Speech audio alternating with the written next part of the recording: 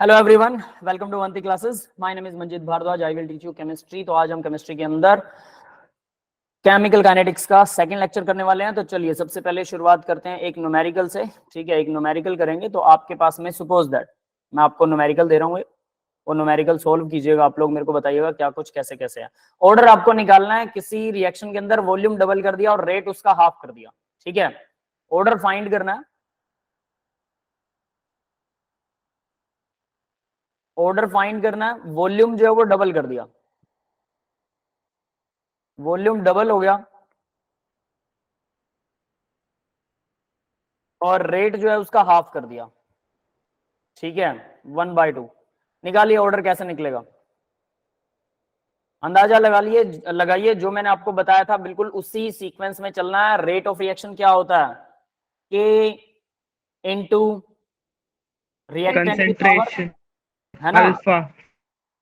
Reactant की power alpha. ठीक है, तो वैसा ही कुछ हम यहाँ करने वाले हैं। तो के इंटू रिएक्टेंट की पावर अल्फा सपोज। तो रेट हमें पता है, रेट क्या होता है भाई? सपोज दैट पहले जो भी रेट था के इंटू रिएक्टेंट की पावर अल्फा है। ठीक है, जो भी रेट था उसने बोला है ऑर्डर बताइए। तो ऑर्डर मतलब पहले मान लो ऑर्डर उसका एक्स वाई जेड अल्फा जो भी था, वॉल्यूम डबल हो गया, रेट हाफ हो गया किसी रिएक्शन का। अब दोबारा सोचिए आगे क्या कर सकते हैं, तो बताएगा मेरे को। रेट को हाफ कर देंगे, वॉल्यूम को डबल किया है ना, रेट को हाफ सर किया। कंसेंट्रेशन हाफ हो जाएगी फिर। हाँ, रेट को हाफ कर देंगे तो कॉन्सेंट्रेशन हाफ होगी। नहीं सर, वॉल्यूम को डबल किया तो।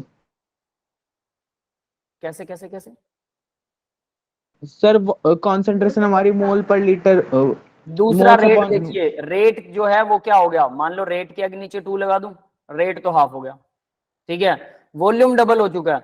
कोई गैस है, रिएक्टेंट नहीं कहा उसने, वॉल्यूम को डबल कहा है, तो कंसंट्रेशन हाफ हो जाएगी। रिएक्टेंट की कंसंट्रेशन हाफ, ये समझ में आया? Yes sir. Yes sir. Reactant की कंसंट्रेशन हाफ क्यों? क्योंकि गैस है। उसने ये नहीं कहा कि कोई मान लो अपने पास ये गैस है, ठीक है, यहां पर एक गैस रखी हुई है, इस गैस के अंदर इसका कुछ वॉल्यूम है, जो भी है वी डोंट केयर। और बाद में वो कहता है कि इसी गैस का वॉल्यूम जो है वो डबल कर दिया। अभी गैस वही है, अमाउंट वही है, वॉल्यूम डबल हो गया, तो क्या होगा भाई? ये भी गैस ही है और ये वॉल्यूम जो है ये डबल हो चुका है, तो क्या बोलेंगे? कंसंट्रेशन हाफ हो जाएगी, है ना। तो कंसंट्रेशन हाफ कर दी। और इसकी पावर, पावर क्या रहेगी? इसकी पावर सेम रहने वाली है, यस और नोट? पावर अल्फा ही रहेगी। हाँ भाई, ये समझ में आ रहा बेटा? Yes sir. इतना समझ में आया सबको? तो अब देखिए जरा आगे क्या किया जा सकता है। इस रेट को हम यहाँ रेट ही लिखेंगे, आर नहीं लिखने वाले हैं। अगर मैं इन दोनों को डिवाइड कर दूं, क्योंकि हमें क्या निकालना है, ध्यान रख लेना, हमें ऑर्डर निकालना है। डिवाइड कर दें तो क्या होगा भाई? रेट से रेट, ये रेट उधर 2 उधर चला जाएगा ऊपर, तो ये आ गया 2। रेट से रेट कैंसल, 2 इक्वल के से के कैंसल। और जरा ये देखो, दोनों की पावर सेम है, क्या किया जा सकता है? बताओ भाई, मैथ किसको आता है अच्छा? सर दोनों को एक साथ ले लेंगे। दोनों को सर जैसे कि आर की power R upon R by 2 की होल की पावर अल्फा ले लेंगे। इसको सीधा सोल्व ना करें, ज्यादा बेटर है। आर की पावर अल्फा नीचे, आर की पावर अल्फा और मल्टीप्लाई में 2 की power alpha. Is this not right? Yes sir, ये भी सही है। सही है। सबको सॉल्व कर दो, बस इसके ऊपर भी अल्फा लगा दो, इसके ऊपर भी अल्फा लगा दो, दोनों के ऊपर अल्फा लगा के इसको ब्रैकेट को ओपन कर दो। और नीचे जो 2 था इसकी पावर अल्फा थी, तो ये ऊपर चला जाएगा बस। ठीक है, तो ये आर की पावर अल्फा से अल्फा कट जाएगा, तो हमें पता है 2 की पावर अल्फा इक्वल टू, या सही वैसे ही लिखते हैं जैसे लिखा हुआ है, 2 इक्वल 2 की पावर अल्फा। तो यहां से आपके पास में अल्फा आ जाएगा, कितना आएगा भाई अल्फा? 1 1 और 2, बताओ जरा। सर 1 आएगा। 1 आएगा। कितने बच्चों को 1 लगता है, कितने बच्चों को 2 लगता है? 2 वाले बच्चे बताओ पहले मेरे को, कौन कौन है कोई 2 वाला? सारे 1 वाले हैं। ठीक है, देखो कैसे होता है ये बता देता हूं, सिंपल है। 10th क्लास में आपने क्या होगा, 2 की पावर 1 वो इक्वल है 2 की पावर अल्फा के, इसका मतलब अल्फा इक्वल 1 है। समझ में आया? यस ऑर्डर आ सर। गया 1, क्लियर है। तो देखो इस क्वेश्चन के अंदर हमें कुछ नहीं पता था, सिंपली हमने रेट लिखा, सीधा सीधा रेट लिखा और डायरेक्टली आंसर निकाल लिया। क्वेश्चन समझ में आ गया सभी को? थोड़ा सा ट्रिकी टाइप में ना, इसी तरह के क्वेश्चंस की आपको इसमें बहुत सारी प्रैक्टिस करनी पड़ेगी ताकि आपको रिएक्शन देख के समझ में आएगी वो पूछ क्या रहा है। इसमें फर्स्ट ऑर्डर सेकंड ऑर्डर इस चक्कर में मत पड़ना। इसने डायरेक्ट ऑर्डर पूछा है, रेट उसने बोला कि वॉल्यूम डबल हो गया, रेट हाफ हो गया और आप ऑर्डर बताइए। ठीक है, सिंपल। Got my point? सभी को समझ में आ गया होगा ये क्वेश्चन? Yes sir. ठीक Yes, है, sir. अब जरा आगे बढ़ते हैं। नेक्स्ट, इसी के अंदर अब मैंने आपको कल एक चीज लिखवाई थी फर्स्ट ऑर्डर के लिए, वो मेरे को थोड़ा रिपीट कर सकता है कोई? फर्स्ट ऑर्डर के लिए कंसंट्रेशन डबल करेंगे तो रेट डबल हो जाएगा, कंसंट्रेशन ट्रिपल करेंगे रेट ट्रिपल, 4 करेंगे रेट 4। सेकंड ऑर्डर के लिए क्या होगा भाई? वो स्क्वायर बनेगा। थर्ड ऑर्डर के लिए क्यूब बनेगा। और अगर जीरो ऑर्डर हो तो क्या होगा? Concentration double. सर वो कंसंट्रेशन पे डिपेंड ही Constant नहीं करेगा। रहेगा. ठीक है, तो यहाँ देखिए कंसंट्रेशन, मैं यहाँ पर उसी को दोबारा से लिख रहा हूँ, कंसंट्रेशन और रेट। ठीक है, फर्स्ट ऑर्डर के लिए कंसंट्रेशन अगर डबल कर देते हैं तो रेट कितना होगा? 2 की पावर 2, है ना। अगर कंसंट्रेशन ट्रिपल करते हैं तो 3 की पावर स्क्वायर। कंसंट्रेशन को 4 करते हैं तो 4 की पावर भी स्क्वायर ही लगेगा। सीधी सी बात ये है। ये समझ में आ गया सबको? यानी कि वो पावर बन जाएगा, है ना। ये समझ में आ रहा है? Yes sir. Yes, sir. ठीक है, ये किसके अंदर बनेगा? सेकंड ऑर्डर के अंदर। मैंने सेकंड ऑर्डर का पहले लिख दिया क्या? लिखना तो फर्स्ट ऑर्डर का पहले था। रुको, इसको सही करते हैं। फर्स्ट ऑर्डर के लिए ही पहले लिखेंगे।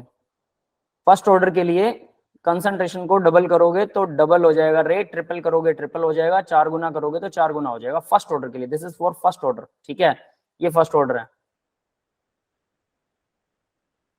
और सेकंड ऑर्डर के लिए क्या होता है? कंसंट्रेशन अगर डबल करते हो तो वो पावर डबल हो जाती है। कंसंट्रेशन अगर ट्रिपल करते हो तो उसकी पावर भी डबल ही बनेगी। 2 ऑर्डर का मतलब ये ऊपर पावर 2 आ रही है, ध्यान देना। 4 करते हो तो कंसंट्रेशन 4 की पावर 2 बनेगी। क्लियर है? ये चीज ध्यान रख लेना, बहुत इंपॉर्टेंट है। इसके ऊपर भी क्वेश्चन आता होता है, ट्रिकी टाइप में क्वेश्चन, बिल्कुल आसान होता है लेकिन बच्चे ना उसमें फॉर्मूला लगाने बैठ जाते हैं। ठीक है, लेकिन ये होता सीधा ऐसे ही है। क्लियर है भाई? समझ में आ गया सबको? Yes sir. Yes, next sir. देखिए, अब अगर कंसंट्रेशन को डबल करें तो क्या बोलते हैं इसको, थर्ड ऑर्डर के लिए क्या होगा? कंसंट्रेशन डबल कर दी तो यहाँ पर 2 की पावर 3 बनेगी। 2 नहीं 3, 3 हो तो ट्रिपल करें तो 3 की पावर भी 3 बनेगी। 4 हो तो इसकी पावर भी 3 ही बनेगी। ये होता है किस केस में? Third order. Third order. ठीक है, थर्ड ऑर्डर। थर्ड ऑर्डर तक हम रीड करेंगे, हालांकि डेरिवेशन सेकंड ऑर्डर तक करेंगे लेकिन थर्ड ऑर्डर तक रिएक्शंस को रीड किया जाएगा। ये आ गया थर्ड ऑर्डर। फिर जीरो ऑर्डर के लिए क्या होता है? What about zero order? Constant रहती है concentration. कंसंट्रेशन डबल की इस पे कोई असर नहीं होने वाला, ट्रिपल की कोई असर नहीं है, 4 मल्टीपल में की कोई असर नहीं है। यानी कि रेट जो है वो कांस्टेंट रहता है जीरो ऑर्डर के लिए, इसको कोई मतलब नहीं है जीरो ऑर्डर। ठीक है, जैसे मैंने आपको बोला था कि अगर वायर के ऊपर हम कपड़े सुखाते हैं धूप के अंदर तो इस बात से कोई फर्क नहीं पड़ता। अगर वायर की लंबाई इन्फिनिटी है तो इस बात से कोई फर्क नहीं पड़ता कि वायर कितनी मतलब कितनी कंसंट्रेशन में हम कपड़े सुखा रहे हैं। कपड़ों को सूखने में उतना ही टाइम लगेगा जितना धूप में एक कपड़ा सूखता है ना। तो जीरो ऑर्डर वैसा ही होता है। और फर्स्ट ऑर्डर मैंने बोला, फर्स्ट ऑर्डर बिल्कुल सिंपल है, सीधी स्ट्रेट लाइन में लगता है कि एक मतलब कंसंट्रेशन अगर एक है, किसी भी एक मोल है और वो 10 मिनट में पूरी रिएक्शन हो जाती है तो 2 मोल में 20 मिनट में होगी, 3 मोल में 30 मिनट में, ऐसा कुछ है ना। वो रेट का सीधा सीधा उसका हिसाब है। क्लियर है भाई? कंसंट्रेशन डबल Yes, करने sir. पर डबल हो जाएगा रेट, ट्रिपल करने पर ट्रिपल हो जाएगा, 4 गुना करने पर 4 गुना हो जाएगा। ये रेट ऐसे ऐसे चलता है। तो ये चीज भी अब आपको याद रखनी है। ठीक है, आगे बढ़ते हैं। सिंपल है ना? यहां तक तो सिंपल है सब कुछ, मुझे नहीं लगता इसमें कुछ खास है। क्लियर है सभी को? Yes, sir. ठीक है, तो चलिए अब हम बात करते हैं जो रेट ऑफ रिएक्शन है ना और ऑर्डर ऑफ रिएक्शन जो भी कह लीजिए। ठीक है, वो क्या करता है? वो डिपेंड करता है फास्ट स्टेप कौन सा है, स्लो स्टेप कौन सा है। तो इसके ऊपर थोड़ा सा डिस्कशन करते हैं कि मान लीजिए एक साइकिल है, साइकिल फैक्ट्री के अंदर, जैसे हमने इक्विलिब्रियम में शायद एग्जांपल किया था, पता नहीं कहाँ किया था, +1 में एक एग्जांपल आया था, है ना। तो मान लीजिए कोई रिएक्शन चल रही है, उस रिएक्शन के अंदर या कोई फैक्ट्री है उसके अंदर साइकिल बनाई जा रही है। तो आपके पास में मान के चलो साइकिल के अंदर अलग अलग स्पेयर पार्ट्स हैं। एक हैंडल है ना साइकिल का, हैंडल बनाने वाला एक आदमी है, बाकी सब बनाने वाले बहुत से लोग हैं। अब वो जितने हैंडल बनेंगे नंबर ऑफ साइकिल उतनी बनेंगी, उस बंदे की स्पीड कम है। तो मान लो आपके पास टायर है, साइकिल के चक्के हैं, सीट है, साइकिल का फ्रेम है, सब कुछ आपके पास लोट ऑफ अमाउंट में है, हजारों की संख्या में सब कुछ, लेकिन सिर्फ हैंडल एक है आपके पास साइकिल का, तो एक ही साइकिल बनेगी। समझ में आ गया? ये बात समझ में आई? Yes, sir. Yes sir. तो इसको बोलते हैं रेट डिटरमाइनिंग स्टेप। जो सबसे स्लोएस्ट स्टेप होता है वो रेट डिटरमाइन करेगा। मान लो कि सबसे स्लो स्टेप हुआ ही नहीं, हैंडल एक भी नहीं है, तो रिएक्शन तो लगातार चलती रहेगी, एक भी साइकिल नहीं बनेगी, प्रोडक्ट बनेगा ही नहीं जब तक उसको सारी चीजें बराबर अमाउंट में नहीं मिलती हैं। तो प्रोडक्ट को बनाने के लिए हर चीज बराबर अमाउंट में होनी चाहिए। अगर कोई चीज ज्यादा है या कोई चीज कम है, उस बात से कोई फर्क नहीं पड़ेगा, जब तक कोई एक भी चीज अगर नहीं है तो प्रोडक्ट नहीं बनने वाला। तो यहां पर भी कुछ ऐसा ही होता है। तो रेट ऑफ रिएक्शन जो है वो सबसे स्लोएस्ट स्टेप जो होता है वो रेट डिटरमाइनिंग स्टेप होता है। सबसे स्लो स्टेप रेट डिटरमाइनिंग होता है भाई। क्यों? चलो इसका एक एग्जांपल लेके करते हैं, सबसे स्लो स्टेप रेट डिटरमाइनिंग कैसे होता है। ठीक है, मान लो आपके पास में एक रिएक्शन है जिसके अंदर H2NO से N2 और H2O बन रहा है। ठीक है, H2 है प्लस NO है, H2 और NO से क्या बन रहा है? N2 और वाटर। ठीक है, N2 and water, N2 plus water. Balance करें इसको, बैलेंसिंग देखो भी क्या आएगी बैलेंसिंग बेटा।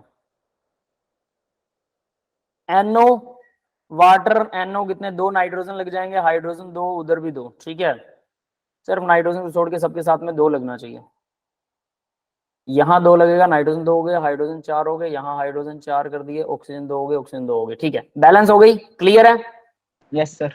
अब ये ना, अब यहाँ इसमें ध्यान देने वाली बात, इस एग्जांपल को मैंने क्यों चूज किया, याद करने की जरूरत नहीं है, ये सिर्फ दिखाने के लिए सिंपली। ठीक है, फिर भी लर्न कर रहे हो, बहुत अच्छी बात है। इस एग्जांपल में सबसे पहले क्या होता है, NO जो वो N2O2 में कन्वर्ट होता है। NO N2O2 में कन्वर्ट हो रहा है सबसे पहले। NO ये पहला स्टेप है इसका।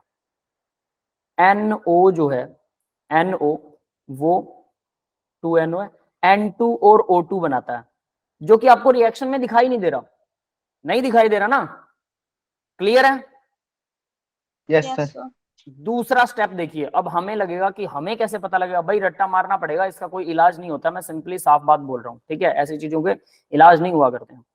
नेक्स्ट देखिए अब जरा क्या हो रहा है, N2O2 से फिर हाइड्रोजन रिएक्शन करेगा और N2O प्लस वाटर बनाएगा।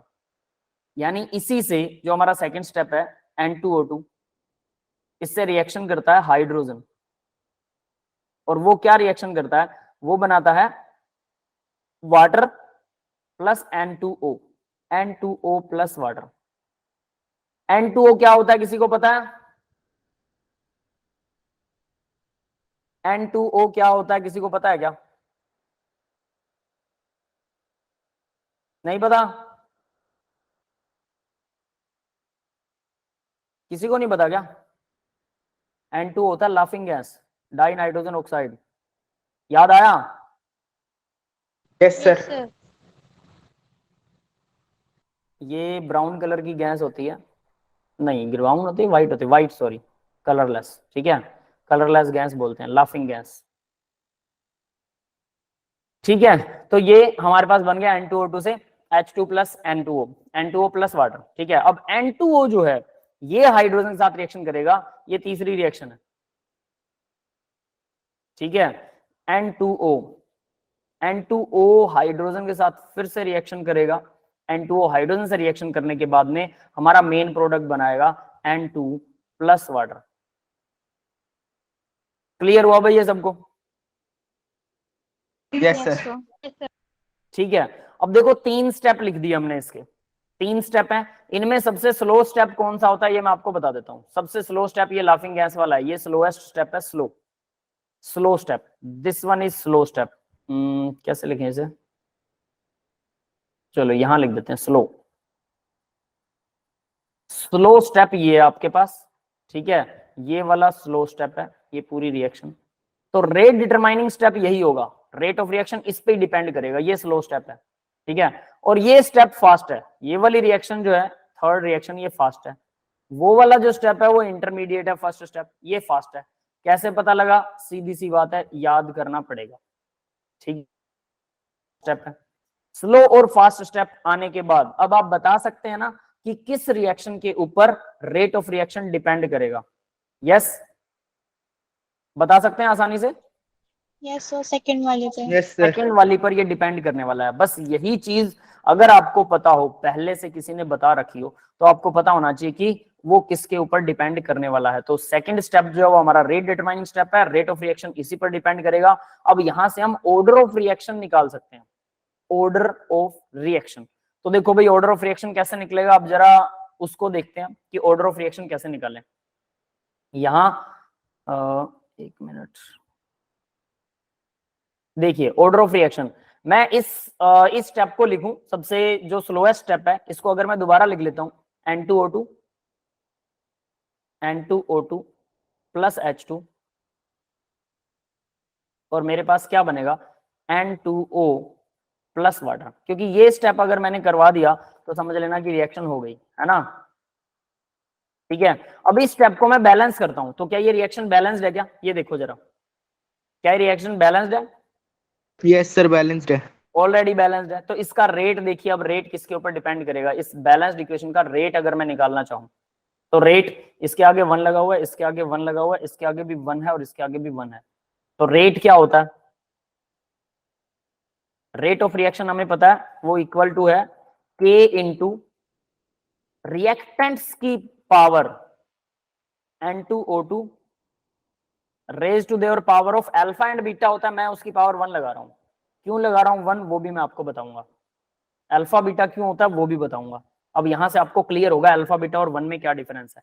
तो रेट ऑफ रिएक्शन N2O2 पर डिपेंड करता है, उसकी कंसंट्रेशन पर डिपेंड करता है और डिपेंड करता है H2 पर। ठीक है, ये जीरो ऑर्डर नहीं है, ये मैं क्लियर कर देता हूं। क्यों नहीं है जीरो ऑर्डर? क्योंकि यहां से अब आपको थोड़ा अंदाजा तो हो गया होगा कि ये दो चीजों पर डिपेंड कर रहा है, तो और साथ में इसमें कोई कैटलिस्ट लगा नहीं रहे हैं, तो इसलिए डेफिनेटली ये जीरो ऑर्डर नहीं हो सकती है। कैटलिस्ट नहीं है तो जीरो ऑर्डर नहीं होगी, डेफिनेट सी बात है। मे भी कोई बहुत रेयर केस आए और आपको लगे कि यहाँ कैटलिस्ट है और फिर वहां वो जीरो ऑर्डर फिर भी नहीं है, ठीक है, तो वो जैसे हमने कल देखा था, है ना, ऐसा भी हो सकता है। तो इसका ऑर्डर देखते हैं, ऑर्डर ऑफ रिएक्शन कितना आएगा, 1 + 1 2 आ गया। ठीक है, सेकंड ऑर्डर रिएक्शन है ये, इसका मतलब सिंपली हम कह सकते हैं सेकंड ऑर्डर, ये सेकंड ऑर्डर काइनेटिक्स है। क्लियर है भाई, यहां तक सबको पता लग गया ना? Yes sir.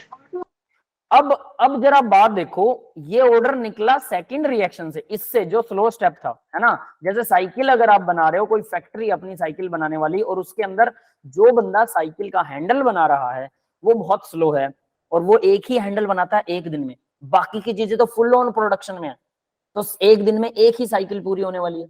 तो हमें उसी बंदे पर फोकस करना है कि भाई ये जितने हैंडल बनाएगा उतनी साइकिल बनेगी, बाकी के बंदे तो अपना काम पूरा कर रहे हैं, बट ये स्लो चल रहा है। यहाँ पर भी ये वाला स्टेप स्लो है, तो इसी पर रेट ऑफ रिएक्शन डिपेंड करेगा, क्योंकि खत्म तो रिएक्शन इसी की वजह से हो रही है। क्लियर है ना?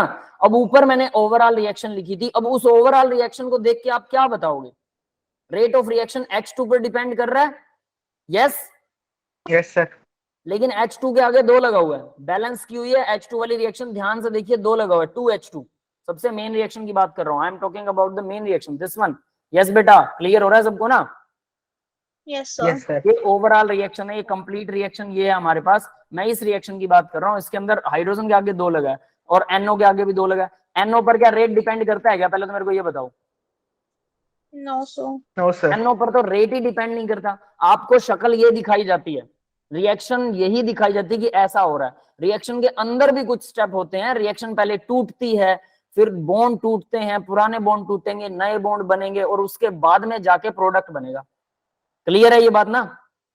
अब अगर ऐसा हो रहा है तो डेफिनेट सी बात है कि जो नई चीजें बन रही हैं वो बाद में आगे जाके रिएक्शन करती हैं, और वो रिएक्शन किस रेट में करेंगी उनके ऊपर डिपेंड करेगा रेट ऑफ रिएक्शन। ये शुरू वाले रिएक्टेंट पर तो डिपेंड करे ना करे, कर भी सकता है, इट्स नॉट द 100% ट्रूथ कि इन पे कभी डिपेंड ही नहीं करेगा, that is not the truth. हो सकता है यही सही हो, इसके अलावा कोई स्टेप ही ना होता हो, समझ रहे हो ना मेरी बात? और हो सकता है इसके अंदर भी स्टेप होते हो, दोनों बातें हो सकती हैं। यस, क्लियर है ये बात? Yes sir. यस तो अगर दोनों बातें हो सकती है तो हमें तो नहीं पता क्या बात सही है, तो इसलिए हमेशा एक्सपेरिमेंटल ही होता है रेट ऑफ रिएक्शन। समझ में आ गया भाई एक्सपेरिमेंटल क्यों होता है रेट ऑफ रिएक्शन? उसमें इंटरमीडिएट ढूंढे जाते हैं, स्टेबिलिटी ढूंढी जाती है, बीच में कौन से प्रोडक्ट बने, बार बार उसको बंद करके रिएक्शन को सीज किया जाता है। रिएक्शन को सीज कैसे करते हैं पता है? रेट ऑफ रिएक्शन निकालने के लिए आप ही के +2 में अगर आपके पास कोई लिखी हुई, जो पहले से लिखे हुए एक्सपेरिमेंट होते हैं ना, एक्सपेरिमेंट वाली कोई प्रैक्टिकल की नोटबुक है किसी के पास? क्या किसी के स्कूल में लगवाई हो प्रैक्टिकल नोटबुक? है किसी के पास? नहीं है बेटा? No sir. कोई बात नहीं, चलो एक ना बनी बनाई प्रैक्टिकल आती है, मतलब बनी बनाई नहीं, उसके आगे तो एक्सपेरिमेंट लिखे होते हैं, पीछे आपको खुद लिखने होते हैं करके एक्सपेरिमेंट, है ना? उसके अंदर आपको एक्सपेरिमेंट देखने को मिल जाएगा केमिकल काइनेटिक का। क्या बेटा? Lab manual.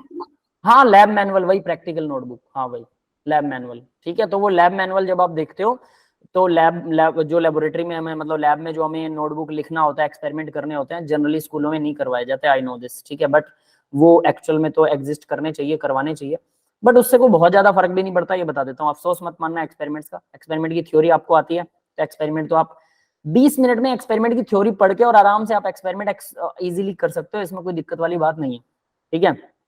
और उसमें कोई टेंशन वाली बात भी नहीं है कि आपने एक्सपेरिमेंट नहीं किया तो आपको आएगा नहीं, ऐसा नहीं है, थ्योरी आती है तो सब कर लोगे आसानी से।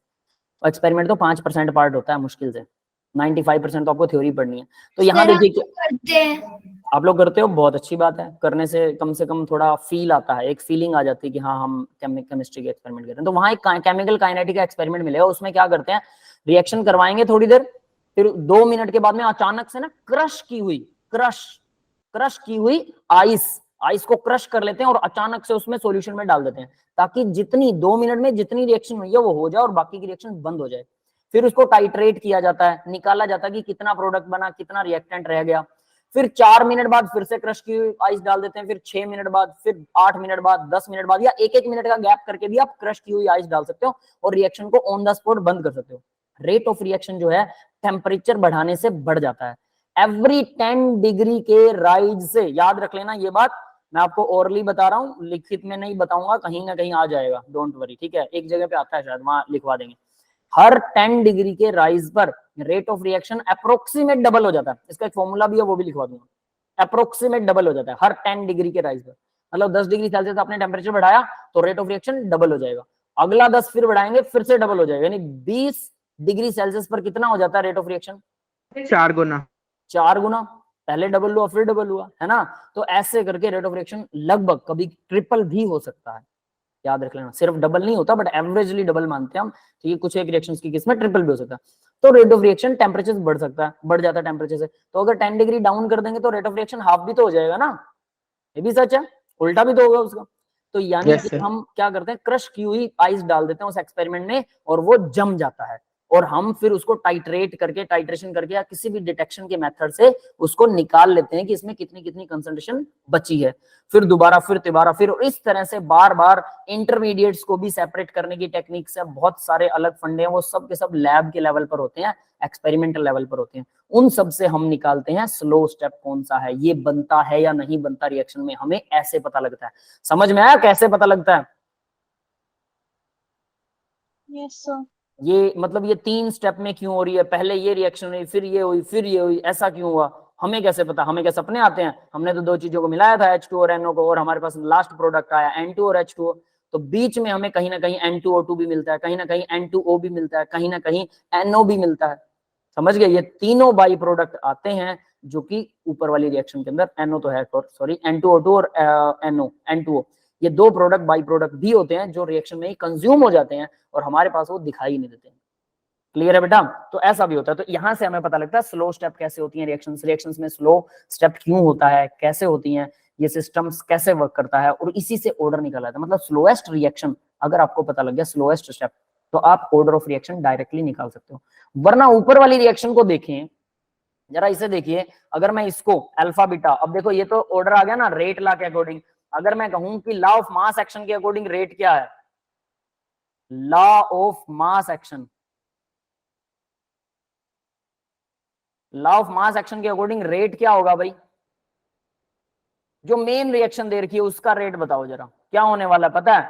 K इंटू एच की पावर H2 की कंसंट्रेशन की पावर 2, यस क्लियर है, मल्टीप्लाई में Yes, sir. NO की कंसंट्रेशन की पावर 2, दोनों के आगे 2 लगा हुआ है तो पावर आ जाएगा, यही होगा ना? और इसके अगर अकॉर्डिंग अगर ऑर्डर निकालेंगे तो ऑर्डर तो 4 आएगा। समझ में आ गया भाई?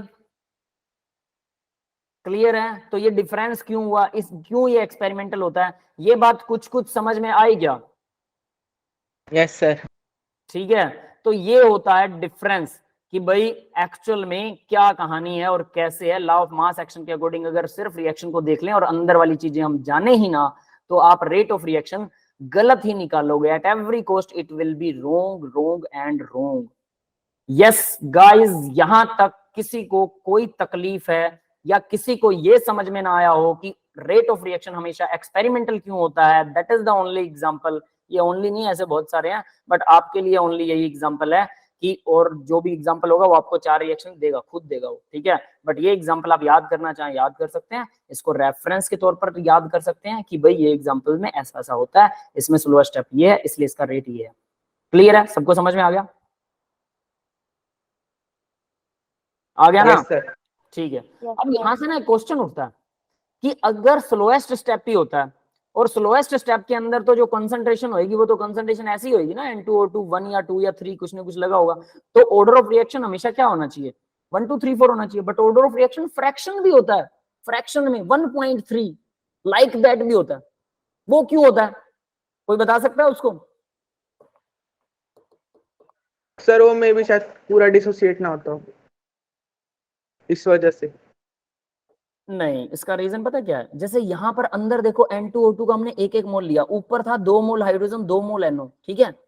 अंदर नीचे बन रहा है 1 1 मोल बन रहा है, क्लियर है।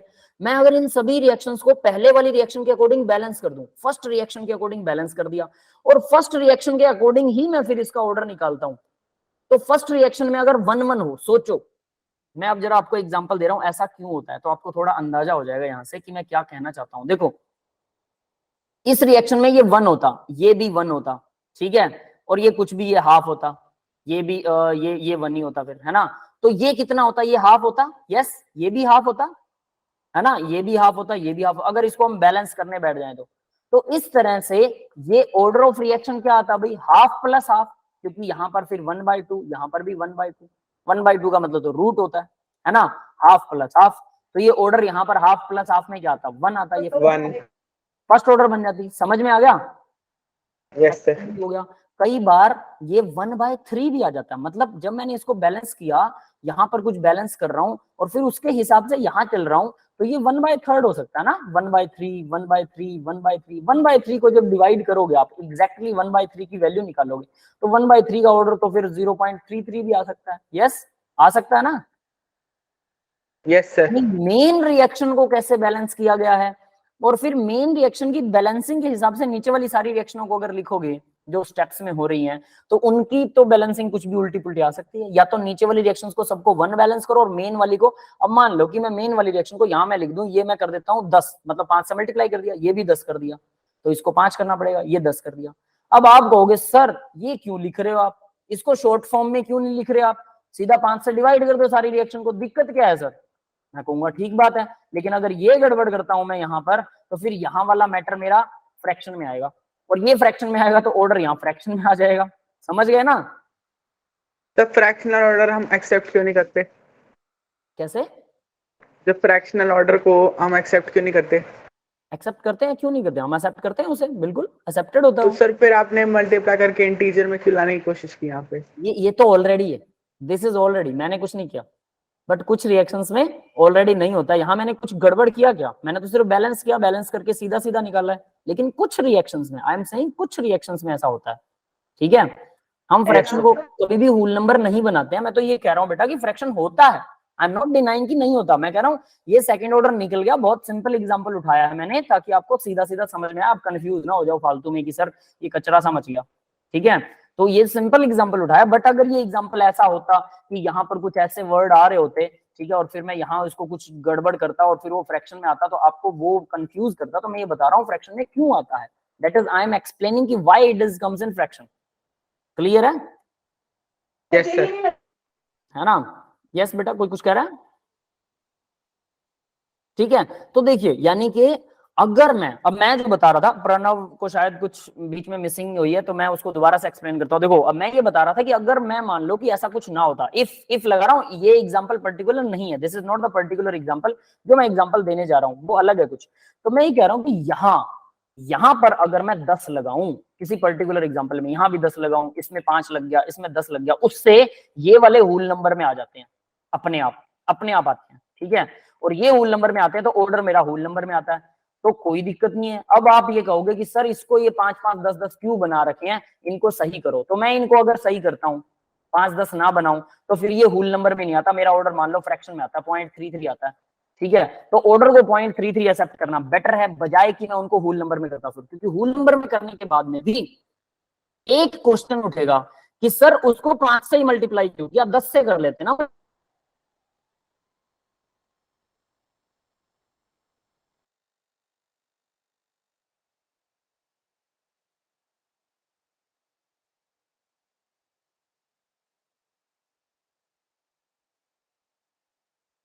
सर आपकी वॉइस नहीं आ रही।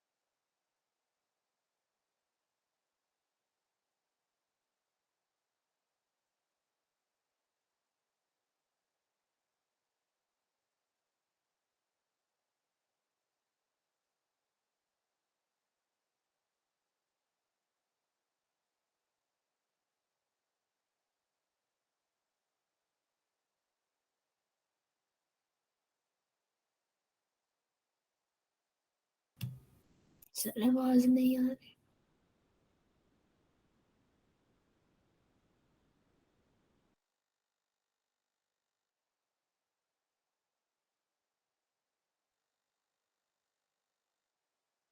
मेरी आवाज आ रही है बेटा? Yes sir. Yes, तो sir. मेरा वाईफाई काम करना बंद कर गया, मैंने फोन से जोड़ा है, मुझे वाईफाई रीस्टार्ट करना पड़ेगा, ठीक है। मैं इतने दोबारा से स्क्रीन ऑन कर दूं। मेरे कहाँ तक, किसने कहाँ तक क्या सुना था भाई? सर वो आप 5 से मल्टीप्लाई कर रहे थे ना, तो उसके बाद हमने बोला था कि 10 से भी तो कर सकते हैं। हाँ ठीक है, चलिए मैं दोबारा से स्क्रीन शेयर कर रहा हूँ एक बार, फिर बताता हूँ आपसे। ठीक है, स्क्रीन शेयर हो रही है क्या सबको? Yes sir. Yes, sir. ठीक है। I don't know why it is stopped, मेरा वाईफाई स्टॉप हो गया, मैं दोबारा से रीस्टार्ट कर दूं वाईफाई, फिर फोन से, वरना कनेक्ट गड़बड़ हो जाएगा। Let me check this. ठीक है, तो मैं देखो मैं क्या कह रहा था कि 10, अगर 10 से मल्टीप्लाई करते हैं, सपोज कोई ऐसी रिएक्शन है जिसको 10 से मल्टीप्लाई किया जा रहा है, 10 से मल्टीप्लाई तो कर दिया हमने, उसके बाद में नीचे वाला जो मैंने बोला ना, जो स्लोएस्ट स्टेप है, ये स्लोएस्ट स्टेप वाली रिएक्शन जो है ये बिल्कुल होल नंबर में बन जा रही है, और मेरा ऑर्डर भी बिल्कुल होल नंबर में आ रहा है 10 से मल्टीप्लाई करने पर। बट क्वेश्चन ये अराइज होगा कि सर 10 से ही क्यों किया, हमें कैसे पता लगेगा 10 से करना है या 5 से या 2 से या 3 से? अब ये भी एक क्वेश्चन मार्क लगता है। तो इसलिए हम लोगों ने क्या किया कि जैसा भी ऑर्डर आए, जिस भी तरह से आए, कोई परवाह नहीं है, बस ऑर्डर क्या करो आप, उसको एक्सेप्ट कर लो, बात ही खत्म। यस बेटा, समझ में आ गया? Yes sir. है ना? तो कुछ इस तरह से हमने बात स्टार्ट की कि भाई कैसा भी ऑर्डर हो कोई परवाह नहीं है, सीधी सी बात है, ऑर्डर को एक्सेप्ट करो, दैट्स इट। ठीक है, तो ऑर्डर इसलिए फ्रैक्शन भी हो सकता है, ये बात सबको अब क्लियर होगी, order can be fraction also. Yes sir. ठीक है, तो ये एग्जांपल यहां से याद रखिएगा, लॉ ऑफ मास एक्शन के अकॉर्डिंग ये फर्स्ट रिएक्शन को मैंने सीधा सीधा ऑर्डर निकाला है, जो कि ऑर्डर सही नहीं है, ऑर्डर एक्चुअल ऑर्डर तो ये वाला है। ठीक है, इसको मेंशन भी कर देते हैं, ये एक्चुअल ऑर्डर है, ऑर्डर। तो लॉ ऑफ मास एक्शन जो है वो एप्लीकेबल नहीं होता है हर जगह पर, और ये रॉन्ग ऑर्डर है, यू नो दिस। ठीक है, रॉन्ग ऑर्डर, ऑर्डर भी रॉन्ग है, रेट ऑफ रिएक्शन भी रॉन्ग है इसके अकॉर्डिंग। ठीक है, अगर इसका ऑर्डर निकालोगे 2 और 2 का, तो ये रॉन्ग ऑर्डर ही आएगा। ठीक है, फोर्थ ऑर्डर की रिएक्शन नहीं हो सकती, ये पॉसिबल नहीं है। ठीक है बेटा, सबको समझ में आ गया ये, यहां तक आगे बढ़े? Yes sir. ठीक है, अब बात करते हैं मोलिकुलैरिटी की। यहां से अब आपको मोलिकुलैरिटी समझ में आ जाएगा कि मोलिकुलैरिटी क्या होती है। ठीक है, तो मोलिकुलैरिटी भाई यूनिमोलिकुलर, बाईमोलिकुलर और ट्राई मोलिकुलर, जिसको टर मोलिकुलर बोलते हैं, वो 3 तरह के मोलिकुलैरिटी हो सकती है, 3 से ज्यादा मोलिकुलैरिटी पॉसिबल नहीं होती है। ठीक है, क्यों नहीं पॉसिबल होती है और वो यूनिमोलिकुलैरिटी का मतलब क्या है वो भी हम बात करेंगे। O2 F2 से O2 और F2 बनता है, सबसे पहली रिएक्शन लिख रहा हूं, O2 F2 से O2 F2, इसका डिसोसिएशन हो रहा है और इससे बनता है O2 प्लस F2। ठीक है, और ये यूनिमोलिकुलर रिएक्शन है। ये यूनिमोलिकुलर का मतलब सिंगल मॉलिक्यूल ही इसमें पार्टिसिपेट कर रहा है। ये समझ में आया भाई? Yes sir. Yes, sir. Unimolecular reaction का एलिमेंट्री रिएक्शन बोलते हैं इसको, यूनिमोलिकुलर या एलिमेंट्री रिएक्शन। इस रिएक्शन का जो ऑर्डर होता है लॉ ऑफ मास एक्शन के अकॉर्डिंग, वही ऑर्डर इसका एक्चुअल ऑर्डर होता है। समझ में आया? ठीक है, बाई मोलिकुलर रिएक्शन के अंदर 2 मोलिक्यूल आपस में टक्कर मारते हैं, ट्राई मोलिकुलर में 3 मारते हैं आपस में टक्कर, और तब जाके कुछ बनता है। तो यूनिमोलिकुलर रिएक्शंस के केस में सब कुछ ठीक होता है, लेकिन बाई और ट्राई में फिर से सब कुछ गड़बड़ हो जाता है। वो गड़बड़ क्या होता है और वो कैसे होता है? जैसे HI का मोलिक्यूलर है, HI का मोलिक्यूल है, HI के मोलिक्यूल के अंदर क्या होता है? HI जो है वो H2 और I2 के कन्वर्ट होता है। याद है ये वाला मोलिक्यूल तो सबको याद होना चाहिए, मैंने एग्जांपल दिया था, है ना? तो HI का मोलिक्यूल है अपने पास, और वो क्या बना रहा है? H2 प्लस I2 के अंदर कन्वर्ट हो रहा है। ठीक है, ये भी बैलेंस्ड है, ये है बाई मोलिकुलर।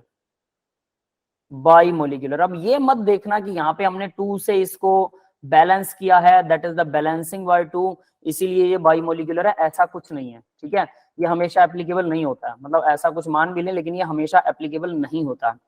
ठीक है, क्लियर है? ये बात समझ में आ गई होगी सबको। तो सर फिर बाइमोलिकुलर कैसे हुआ?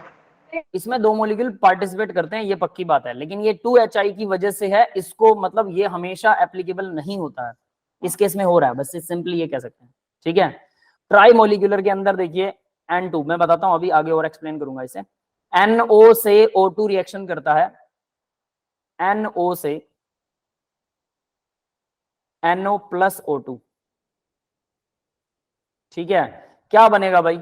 N2O, N2O बनेगा प्लस N2, नहीं N2 नहीं, NO2, सॉरी, NO2 बनेगा।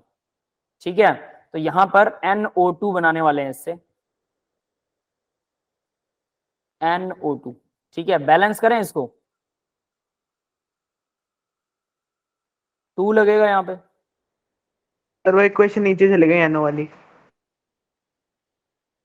वापिस नहीं आएगा बेटा, मैंने सही किया, मैंने उसको नो सर। अभी तक वापिस नहीं आई है। किसी और को दिखाई दे रही है क्या? मेरे सामने तो सही है बेटा। No, sir. नीचे चला गया वो। नीचे चला गया, मैंने उसको सही कर दिया, आपके सामने फिर भी नहीं आई क्या? वेट करो 2 मिनट यार, रिफ्रेश करो। आ गई सर, आ गई। आ गया? सर अब आ गया। आ गया, ठीक है ठीक है ठीक है ठीक है। तो देखिए NO और O2, NO2 बना रहे हैं। ठीक है, और यहाँ लगेगा 2, यहाँ भी अगर 2 लगाते हैं तो 2 दूना 4 हो गया। ऑक्सीजन कितना? 2 और 2 4, नाइट्रोजन 2। ठीक है, बैलेंस होगी। ये है टर मोलिक्यूलर, ट्राइको टर मोलिक्यूलर रिएक्शन, मोलिकुलैरिटी इसकी टर मोलिक्यूलर है, ठीक है, यानी 3 मोलिक्यूल। अब यहाँ पर भी देखो ये 3 2 and 1 3 मोलिक्यूल दिखाई दे रहे हैं कि 2 NO के और एक O2 का मोलिक्यूल आपस में टकराते हैं और ये टर मोलिक्यूलर रिएक्शन है, ठीक है। तो इस तरह से मोलिकुलैरिटी, इसको बोलते हैं मोलिकुलैरिटी ऑफ रिएक्शन, यानी कि एक रिएक्शन के टाइम पर, जब एक रिएक्शन हो रही है उस टाइम पे नंबर ऑफ मोलिक्यूल्स कितने टकरा रहे हैं आपस में और कैसे रिएक्शन हो रही है। जैसे मैं इसका एक सिंपल एग्जांपल देता हूं, ठीक है। मेरे पास में एक पेन है, हायर ऑर्डर ऑफ रिएक्शंस क्यों एप्लीकेबल नहीं है, मोलिकुलैरिटी और ऑर्डर ऑफ रिएक्शन के बीच में मैं डिफरेंस भी बताऊंगा, ठीक है, उसका डिफरेंस भी जरूरी है। मान लीजिए मेरे पास एक पेन है, इस पेन का एक कैप है, मैंने कैप को अलग कर दिया, कैप के बाद में मैंने इसको यहां से, पेन को यहां से आगे खोल लिया, ठीक है, पेन जो है यहां से ओपन हो चुका है, ठीक है, और ये पेन का रिफिल भी बाहर आ चुका है, क्लियर है। ये देखिए सारी चीजें मैंने अलग अलग कर ली हैं, दिख रही है सभी को क्या? Yes sir. यस ठीक है। सर। अब अगर मैं ये चाहूं कि ये पेन एक ही बार में असेंबल हो जाए तो क्या होना चाहिए, ये जो इसका फ्री जो वो है, क्या बोलते हैं इसको, बैरल है इसकी, इस बैरल के अंदर और ये रिफिल है एकदम सीधा ऐसे जाना चाहिए, उस रिफिल के आगे ये जो लगेगा जो पेन को होल्ड करता है आगे से वो भी एकदम सीधा जाना चाहिए, उसके बाद में इसके ऊपर कैप भी एकदम सीधा जाना चाहिए। जब ये चारों एक सीध में होंगे, और फिर एक सीध में होना जरूरी नहीं है, मैंने इनको चारों को एक सीध में कर दिया लेकिन बस जस्ट जोड़ा है, और मैं अगर इसको ऐसे नीचे गिरता हूं, देखो नीचे गिर गया, सारा सिस्टम नीचे गिर गया, इस फोर्स से भी लगने चाहिए, इस फोर्स से भी कि ये जुड़ जाए, समझ रहे हो मेरी बात? जुड़ने वाली फोर्स, मतलब फोर्स भी पूरी होनी चाहिए और एक सीध में चारों आने चाहिए। अगर हल्का सा कोई एक भी टेढ़ा मेढ़ा हो गया, हो सकता है कैप आगे लग जाए लेकिन रिफिल अंदर गया ही ना हो, तो पेन तो पूरा नहीं बनेगा। समझ में आ रहा है भाई? यस इसीलिए सर। ऑर्डर ऑफ रिएक्शन क्या होता है बता देता हूं। ऑर्डर ऑफ रिएक्शन मतलब कितने मॉलिक्यूल्स आपस में, कितने मॉलिक्यूल्स के ऊपर वो डिपेंड कर रही है, और यहाँ मोलिकुलैरिटी भी कुछ कुछ वैसी सी होती है। तो यहाँ देखिए हायर ऑर्डर रिएक्शन क्यों पॉसिबल नहीं है, क्योंकि 4 मॉलिक्यूल आपस में एक सीध में उसी ओरिएंटेशन के साथ, उसी मतलब उनकी जो ओरिएंटेशन है, जो डायरेक्शन है, जिस डायरेक्शन में उनको जुड़ना है, उसी डायरेक्शन में चारों एक साथ भिड़े, कोलिजन हो, और कोलिजन होने के बाद फोर्स भी चारों की उतनी होनी चाहिए कि वो जुड़ जाएं। अगर फोर्स कम है कोलिजन की तो वो जुड़ेंगे नहीं, वापस अलग हो जाएंगे, और ये चीजें बहुत कम पॉसिबल होती हैं। लेकिन अगर सिर्फ 2 मॉलिक्यूल को आपस में भिड़ना है तो बड़े आसानी से वो कभी भी भिड़े, कम फोर्स से भिड़ रहे हैं, थोड़ी एनर्जी ज्यादा दे देंगे, ज्यादा फोर्स में भिड़ेंगे और वो जुड़ जाएंगे, डेफिनेटली उनके जुड़ने की प्रोबेबिलिटी ज्यादा होती है। लेकिन 4 मॉलिक्यूल्स की परफेक्ट ओरिएंटेशन के साथ, परफेक्ट डायरेक्शन, ओरिएंटेशन मतलब डायरेक्शन के साथ उनका आपस में टकराना, ये पॉसिबल रेयरली होता है। इसीलिए हायर ऑर्डर जो है वो रेयर होती है। समझ में आ गया भाई हायर ऑर्डर रेयर क्यों होती है रिएक्शंस? क्लियर हो गया बेटा सबको, हायर ऑर्डर रेयर रिएक्शंस क्यों होती हैं? Yes sir. Yes sir. ठीक है, तो दैट इज वाई की हायर ऑर्डर रिएक्शंस रेयर होती हैं। और मोलिकुलैरिटी का मतलब अब आपको पता लगा होगा, मोलिकुलैरिटी क्या होती है। अब उसको अलग से सोचना कि मोलिकुलैरिटी क्या चीज है। मोलिकुलैरिटी का मतलब है कि नंबर ऑफ मॉलिक्यूल्स कितने एक साथ टक्कर मार रहे हैं, दैट इज मोलिकुलैरिटी। और ऑर्डर ऑफ रिएक्शन क्या होता है, उसके जो कोफिशिएंट्स की पावर होती है वो ऑर्डर होता है। और हायर ऑर्डर में मतलब नंबर ऑफ मॉलिक्यूल्स ही टक्कर मारते हैं, वो हायर ऑर्डर होती है। लेकिन फिर भी यस स्नेहा बेटा बोलिए, आपका क्वेश्चन है? सर No, मैंने sir. कहीं पढ़ा था कि जो ऑर्डर होता है रिएक्शन का सर वो फ्रैक्शनल भी हो सकता है, तो सर ये कैसे होगा फिर? अरे ऑर्डर ही तो बताया था मैंने, फ्रैक्शनल कैसे होता है। ये अभी अभी एग्जांपल के साथ मैंने आपको बताया, ऊपर वाला एग्जांपल भूल गए आप, है ना? यही, चलो कोई बात नहीं, कंफ्यूजन होती है। Let me do it again. देखो पीछे वाला एग्जांपल देखो, इस एग्जांपल के अंदर देखो ध्यान से, यहां पर आपको समझ में आ रहा होगा कि ऑर्डर क्या दिया हुआ है। ये चीज तो समझ में आ रही है एग्जांपल की, सीधा Yes, सीधा sir. क्लियर है बेटा? अब देखो इसके अंदर आपको नजर आ रहा है कि जो पहली रिएक्शन है उसका तो कहीं यूज ही नहीं हुआ, H2O2 और 2NO जो है उसका यूज ही नहीं हो रहा। Yes Yes, sir. तो अगर उसका यूज नहीं हो रहा तो अगर उसके हिसाब से ऑर्डर निकालोगे तो ऑर्डर निकलता है 4, जो मैंने नीचे निकाल रखा है लॉ ऑफ मास एक्शन के हिसाब से ऑर्डर 4 निकलता है, लेकिन एक्चुअल ऑर्डर आता है 2। तो वो 2 कैसे आया? क्योंकि यहाँ इसी रिएक्शन को, चलो मैं इसको एक सिंपल एग्जांपल करके आपको फिर से बताता हूँ, ठीक है, ताकि आपको थोड़ा सा ना कंफर्म हो जाएगा। इसी ऑर्डर वाले रिएक्शन को ना मैं आपके सामने फिर से रख रहा हूँ ताकि आपको बिल्कुल क्लियर कट में ये पता लगे कि आखिर डिफरेंस दोनों में है क्या। इसमें बहुत से बच्चों को कंफ्यूजन होती है, नो डाउट इट, और पहली बार अगर आप सुन रहे हो तो आपको कंफ्यूजन होना लाजमी है, इस बात में कोई दिक्कत वाली बात नहीं है, ठीक है। देखो भाई मैं इसका एक एग्जांपल लेता हूं, अपने मन से ले लेते हैं कोई एग्जांपल, अमोनिया वाला एग्जांपल लेते हैं, ठीक है। H2 + N2, NH3 बना देते हैं, ठीक है, और यहाँ लग गया 2, यहाँ लग गया 2, बैलेंस होगी ये रिएक्शन। क्लियर है? इतना क्लियर है ना बेटा? रिएक्शन को सर वहाँ पे balance- 3H2 आएगा ना हाँ सर? 3H2 आएगा ना 2H2 की 3 जगह? आएगा, ठीक है ठीक है, गड़बड़ कर दी मैंने क्या, यहाँ 3 आएगा, अरे नहीं नहीं नहीं, यहाँ नहीं आएगा, नहीं यहाँ सर, 3 आएगा। H2 के आगे 3 आएगा। हाँ ये 3 आएगा, ठीक है, ये 3 आ गया, ठीक है, N2 यही है, और ठीक है, हो गया 6।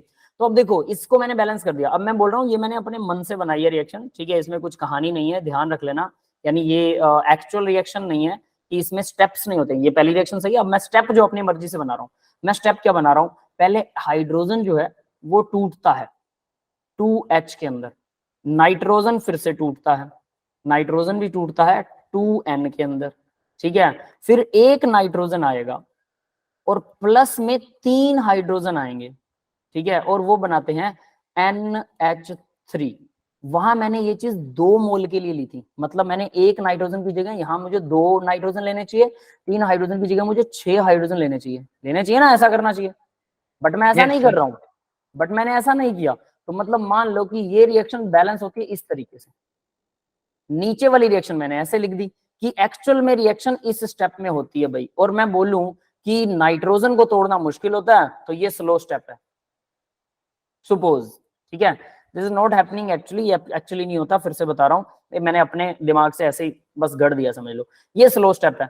तो इस स्लो स्टेप पे reaction rate of reaction depend करता है, तो मैं ये कहूं कि नाइट्रोजन के स्लो स्टेप पर रेट ऑफ रिएक्शन डिपेंड कर रहा है, और वो रेट डिपेंड करता है नाइट्रोजन की कंसंट्रेशन पर, ठीक है, और नाइट्रोजन की कंसंट्रेशन में यहाँ ये नहीं ले रहा, बल्कि मैं क्या कह रहा हूँ कि ये होता है 1.5, सपोज इसको भी मैं यहाँ मेंशन कर देता हूँ कि 1.5 नाइट्रोजन ले रहे हैं, तो यहाँ पर 3 नाइट्रोजन के एटम्स बन जाते हैं 1.5 से, और ये स्लो स्टेप है।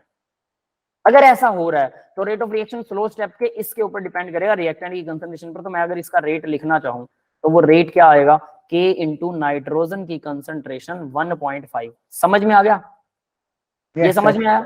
अब मैं ये कहूं, आप लोग कहो कि सर इसको डबल कर देते हैं ना, 2 से मल्टीप्लाई कर देते हैं तो ये 3 आ जाएगा, 3N2, और ये आ जाएगा 6N, ठीक है, तो यहाँ पर हमारा रेट जो है ये 1.5 होने की बजाय कितना हो जाएगा, ये रेट हो जाएगा KN की पावर, ये यहाँ पर 3 आ जाएगा। बिल्कुल सही है, कोई डाउट नहीं है, बट क्वेश्चन मार्क ये उठता है कि अगर ऊपर जो बैलेंस कर रखा है उसके अकॉर्डिंग जब आप इस नाइट्रोजन को निकालोगे, मान लो यहाँ पर भी 1.5 ही आ रहा है, तो ऊपर जब इसको निकालते तो ये तो 1.5 आ रहा है, और जब नीचे निकाला उसको भी मैंने 1.5 के हिसाब से निकाला, तो रेट निकला 1.5, ऑर्डर निकला 1.5। लेकिन आप कह रहे हो सर इसको डबल कर दो, अगर मैं इसको डबल कर रहा हूँ डेफिनेटली मुझे ऊपर वाली रिएक्शन को इनके 6 हाइड्रोजन लेने पड़ेंगे, 3 नाइट्रोजन लेने पड़ेंगे, और 4 अमोनिया बनाने पड़ेंगे। यस, ये समझ में आया? Yes, sir. तो नीचे वाला फ्रैक्शन तो खत्म कर दिया आपने, नो डाउट, सही है, ये फ्रैक्शन की बजाय 3 आ गया, बट ऊपर आपने एक और प्रॉब्लम क्रिएट कर दी कि इसको डबल कर दिया। अब कोई क्वेश्चन कोई दूसरा स्टूडेंट मुझसे पूछेगा, सर ये तो ठीक है, ये डबल हो गया, हमें समझ आ गया, पर हमें कैसे पता लगेगा कि इसको डबल ही करना है, ट्रिपल नहीं करना? ये तो नहीं पता, बच्चे को पता लगेगा, ये कब पता लगेगा? अंदर जाके। तो बार बार अंदर जाके उसको सही करो, फिर उसको ट्रिपल डबल करो, फिर उसको होल नंबर में बनाओ, क्यों टेंशन लेनी है? समझ में आई बात? इसकी Yes, sir. टेंशन हमें क्यों लेनी है? हम जितना जो ऑर्डर आ रहा है फ्रैक्शन में आ रहा है, फ्रैक्शन में लिखो, और फ्रैक्शन में कैसे आ रहा है ये अब आपको समझ में आया होगा कि अंदर जो रिएक्शन है, ऊपर वाली रिएक्शन तो बैलेंस कर दी, अंदर वाली रिएक्शन टुकड़ों में नाइट्रोजन के एटम पर डिपेंड कर रही है, नाइट्रोजन के मॉलिक्यूल पे डिपेंड नहीं कर रही। समझ में आया? मॉलिक्यूल को तो आप बैलेंस कर सकते हो, नाइट्रोजन के एटम को कैसे बैलेंस करोगे? उसको बैलेंस करोगे तो ऊपर वाली बैलेंसिंग में फर्क पड़ जाएगा। इसलिए ऑर्डर जो है वो क्या होता है, फ्रैक्शन हो सकता है। समझ में आया सबको? Yes, sir. ऑर्डर फ्रैक्शन इसलिए हो सकता है। यस बेटा, समझ में आ गया आपको? Yes sir. ठीक है, तो चलिए अब आगे बढ़ते हैं। तो यहाँ पर आपको कुछ कुछ चीजें समझ में आई होंगी। अब बात करते हैं, मॉलिक्यूलैरिटी की बात करता हूँ और ऑर्डर। अब आपको ऑर्डर समझ में आया, मॉलिक्यूलैरिटी समझ में आई, ठीक है। दोनों के बीच में डिफरेंस बताता हूँ आपको, ठीक है। डिफरेंस क्या होता है? रेट ऑफ रिएक्शन तो आपको पता है क्या होता है, कंसंट्रेशन पर यूनिट टाइम होता है रेट ऑफ रिएक्शन, है ना। अब रेट ऑफ रिएक्शन और मॉलिक्यूलैरिटी के बीच में डिफरेंस करते हैं हम, तो order of reaction. Order of reaction क्या होता है? दोनों का सम होता है, जो कंसंट्रेशंस की पावर का सम ऑर्डर ऑफ रिएक्शन है। क्लियर है? Yes, sir. Yes sir. ठीक है। और मोलिकुलैरिटी क्या होती है, जितने नंबर ऑफ एटम्स उससे टक्कर मारेंगे वो मोलिकुलैरिटी होती है। ठीक है, तो यहां पर ना चलो मैं एक छोटा सा ऑर्डर और मोलिकुलैरिटी के बीच में ना एक डिफरेंस भी लिख देते हैं, एक छोटा सा डिफरेंस लिखता हूं, ऑर्डर ऑफ रिएक्शन और मोलिकुलैरिटी ऑफ रिएक्शन। थोड़ा यहां पर भी आपको फिर वो क्लियर हो जाएगा। ऑर्डर ऑफ रिएक्शन और यहां मोलिकुलैरिटी लिख रहा हूं।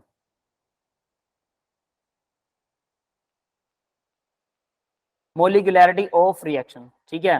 तो ऑर्डर ऑफ रिएक्शन तो क्या बोले भाई, sum of alpha beta, alpha plus beta equal order. ठीक है, अगर फर्स्ट पॉइंट में लिखता हूं, इसको अल्फा बीटा लिखें क्या, रुको, इसको रेट ऑफ रिएक्शन के हिसाब से लिखते हैं, रेट इक्वल के इंटू, अगर मान लो ए की पावर, कोई ए और बी की रिएक्शन है, अल्फा बी की पावर बीटा है। ठीक है, तो ऑर्डर क्या होता है, alpha plus beta, alpha plus beta order होता है। ठीक है, और यहां पर पहला पॉइंट क्या आएगा, मोलिकुलैरिटी क्या होती है, नंबर ऑफ एटम मॉलिक्यूल जो टकराएंगे, कोलिजन, कोलाइड करेंगे, जिससे केमिकल रिएक्शन होती है। तो क्या लिखें भाई इसको, नंबर ऑफ एटम्स, एटम हो, मॉलिक्यूल हो या आयन हो, है ना, या फिर आयन जो कोलाइड करेंगे, विच कोलाइड टू डू रिएक्शन। समझ में आया बेटा, पहला पॉइंट सबका समझ में आ गया इनका? Yes sir. ठीक है, सबको क्लियर हो गया? It Yes, sir. Is, order देखिए फिर, it is not whole number always. ये होल नंबर में हो ना हो कोई फर्क नहीं पड़ता, ऑलवेज। ऑलवेज का मतलब हमेशा नहीं होती है, इसका मतलब ये नहीं कि कभी भी नहीं होती है। ये बात समझ में आ गई ना, सबको क्लियर है ना, इसमें डाउट मत करना। यस, ठीक है। अब देखो बात आती है, ये हमेशा होल नंबर होगा, इट। अब ये होल नंबर क्यों होगा, ये आप लोग मेरे को बताओ। सर क्योंकि जितने भी मॉलिक्यूल्स टक्कर मारेंगे वो एक दो ही मारेंगे, फ्रैक्शन में मॉलिक्यूल्स कैसे टक्कर मारेंगे? फ्रैक्शन मॉलिक्यूल या फ्रैक्शन एटम तो हो नहीं सकते, ये तो हो नहीं सकता। आधा एटम ने टक्कर मारी दूसरे आधे एटम को और पूरा एक एटम बन गया, एटम को तो नहीं तोड़ सकते आप। ठीक है, yes sir. It is always whole number, whole number ही होगा। और कैन बी जीरो, क्या जीरो हो सकता है, कैन नॉट बी जीरो। तो सर फिर तो मॉलिक्यूल नहीं बनेगा। हाँ, कैन नॉट बी जीरो, ये जीरो नहीं हो सकता। ऑर्डर जीरो हो सकता है, can be Yes, zero. sir. Yes, sir. ये जीरो हो सकता है, कैन बी जीरो, ये दोनों जीरो हो सकते हैं। क्लियर है भाई? ठीक है। थर्ड पॉइंट, ऑलवेज एक्सपेरिमेंटल होता है, ऑलवेज एक्सपेरिमेंटल। यस, ये तो मैं बहुत मत्था मार Yes, चुका हूं, sir. पहले Yes, दिन से sir. कह रहा हूं ना, कल से ही कह रहा हूं कि एक्सपेरिमेंटल है ना। क्यों एक्सपेरिमेंटल है, क्योंकि इसका मैंने एग्जांपल भी दिया था आपको कि ये हमेशा एक्सपेरिमेंटल होता है। ठीक है, कैलकुलेट इसको नहीं किया जा सकता, कोई फॉर्मूला नहीं है इसका कैलकुलेशन का। ठीक है, next, it can be calculated, calculated हो सकता है। मोलिकुलैरिटी एलिमेंट्री रिएक्शंस पर एप्लीकेबल होती है, एप्लीकेबल ऑन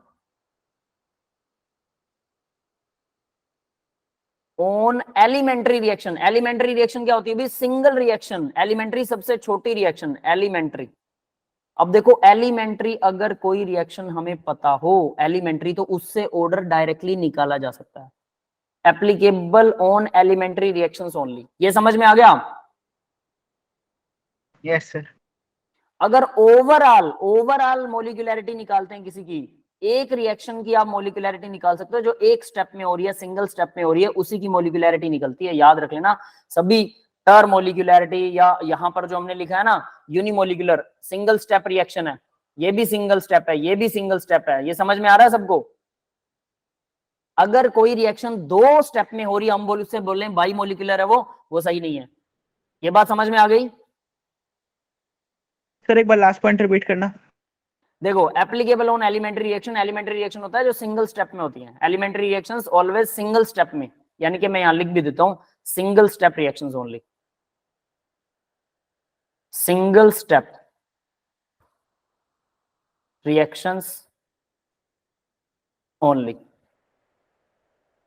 समझ में आ गया? मल्टी स्टेप में होती है रिएक्शन, जैसे हमने पीछे वाला एग्जांपल किया था, याद है ना, वो मल्टी स्टेप में था, ये सारी सिंगल स्टेप है। क्लियर है? Yes sir. Yes guys, Yes, समझ में आ sir. गया बेटा सबको? चलिए फिर Yes, sir. फोर्थ। हाँ क्लियर है सर। ठीक है, अब आगे नेक्स्ट है लास्ट पॉइंट, एक और पॉइंट लिख देते हैं, ठीक है। ऑर्डर जो है, नंबर ऑफ मॉलिक्यूल्स रिएक्टेंट्स, उसके टोटल ऑर्डर किस पे डिपेंड करता है? रुकिए, क्या क्या हो गया हमारा? रेट आ गया, it is whole number, always experimental. Simple reactions के लिए नहीं, ठीक है, इतने काफी है, और मुझे नहीं आ रहा ध्यान में कोई कि एप्लीकेबल कोई है, ठीक है, इतना काफी है, ठीक है। तो ये यहां तक समझ में आ गया भी सभी को? Yes, yes sir. Sir. Clear है? अब मैं आपको एक और ऐसी रिएक्शन लिखवाने वाला हूं जो फोर्थ ऑर्डर रिएक्शन होती है, फोर्थ ऑर्डर रिएक्शन, और रेयर होता है फोर्थ ऑर्डर, ये तो समझ में आ गया? Yes sir. Higher order are rare, ये भी लिख देता हूं यहां पर, higher order reactions, higher order reactions are rare. क्यों रेयर होती हैं? क्योंकि ऑर्डर के अंदर जब वो एक दूसरे को कोलाइड करते हैं नंबर ऑफ मॉलिक्यूल्स, तो वो बहुत क्या होते हैं, रेयर बात है कि चारों मॉलिक्यूल एक साथ इकट्ठे कोलाइड कर सकें। जैसे एक एग्जांपल देता हूं, आपने कल हम बात कर रहे थे ना कि किसी चीज से ब्लास्ट किया जा सकता है, तो ब्लास्ट के टाइम पर कहां से KClO3, बहुत बढ़िया एग्जांपल है KClO3 का, पोटेशियम क्लोरेट है, ये ऑक्सीजन के साथ में पोटेशियम क्लोरेट, और ये किस में कन्वर्ट होता है? 3KClO4, 3 से O4 बन गए प्लस KCl बन गया, ठीक है। ये रिएक्शन रिवर्स करवा रहे हैं हम, रिवर्स। समझ में आ रहा है? होता क्या है, KClO4, कल मैंने इसका नाम लिया था, याद है प्रणव बेटा? यस सर, याद है। ये मैंने क्या बोला था कि ऑक्सीडाइजिंग एजेंट होता है, मतलब ये ऑक्सीजन, ये कौन सा ऑर्डर है? ये जो रिएक्शन है उल्टी लिखी हुई है, ठीक है, और ये फोर्थ ऑर्डर रिएक्शन है, ऑर्डर ऑफ रिएक्शन इसका फोर्थ है, याद रख लेना। तो एक एग्जांपल रहेगा आपके पास में कि फोर्थ ऑर्डर रिएक्शन होती है, थर्ड ऑर्डर तक तो होती है, वो हम करेंगे ही करेंगे, लेकिन फोर्थ ऑर्डर का रेयर एग्जांपल है, ठीक है, फोर्थ ऑर्डर है, रेयर होती हैं, उसका रीजन अब आपको पता लग गया होगा कि ये रेयर क्यों होती है, ठीक है भाई। क्योंकि कोलिजन थ्योरी के अकॉर्डिंग सभी मॉलिक्यूल्स का कोलिजन होता है, कोलिजन परफेक्ट हो, सारे मॉलिक्यूल परफेक्ट एनर्जी के साथ में और परफेक्ट ओरिएंटेशन, मतलब उनकी डायरेक्शन परफेक्ट हो, उसके ऊपर अगर ये रिएक्शन करते हैं तो डेफिनेटली वो रेयर होता है। क्लियर है भाई सभी को? ये बात समझ में आ गई ना यहाँ तक? Yes, sir. Yes order sir. Of reaction वो क्यों होता है, रेयर क्यों होता है, ठीक है।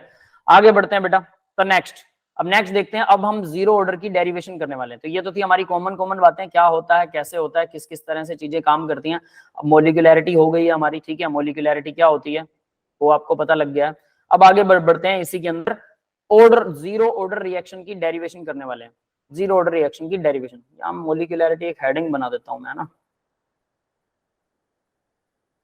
मॉलिक्यूलैरिटी। तो अब हम जीरो ऑर्डर की डेरिवेशन करने वाले हैं। भी डेरिवेशंस इंपॉर्टेंट हैं इसके अंदर, ठीक है, छोटी मोटी डेरिवेशंस हैं बट इंपॉर्टेंट है। कई बार उन डेरिवेशंस के बीच में से क्वेश्चंस पूछ लिया जाता होता है, तो be careful about that. Zero order reaction, now we will do zero order reaction. Zero order reaction, तो मैंने बोला था ऑर्डर के अंदर क्या देखते हैं, के की वैल्यू देखते हैं, ठीक है। रेट लॉ के अंदर, रेट इक्वेशंस के अंदर के की वैल्यू देखी जाती है, और साथ में रेट ऑफ इक्वेशन देखा जाता है, दो ही चीजें हैं, ठीक है। तो उन्हीं के ऊपर हम फोकस करने वाले हैं। तो देखें क्या क्या देखते होते हैं।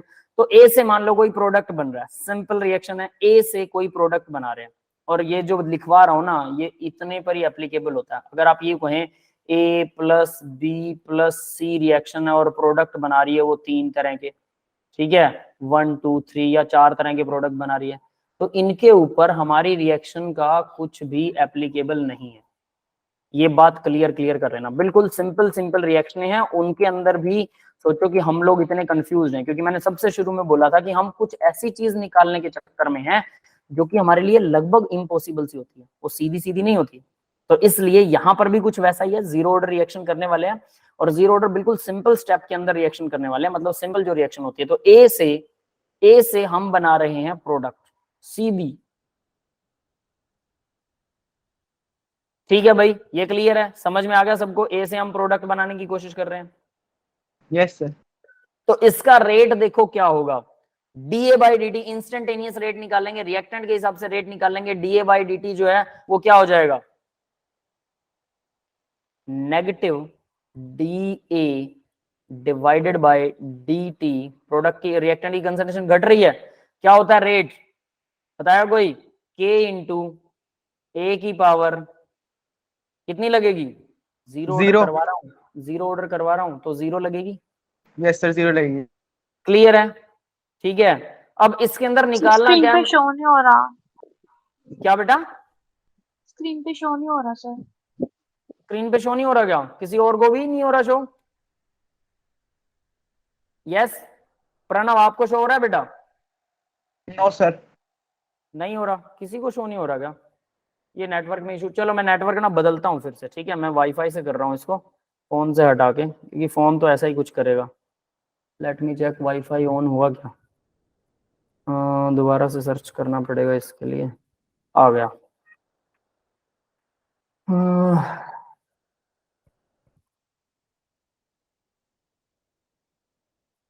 मैं पासवर्ड भरना पड़ेगा।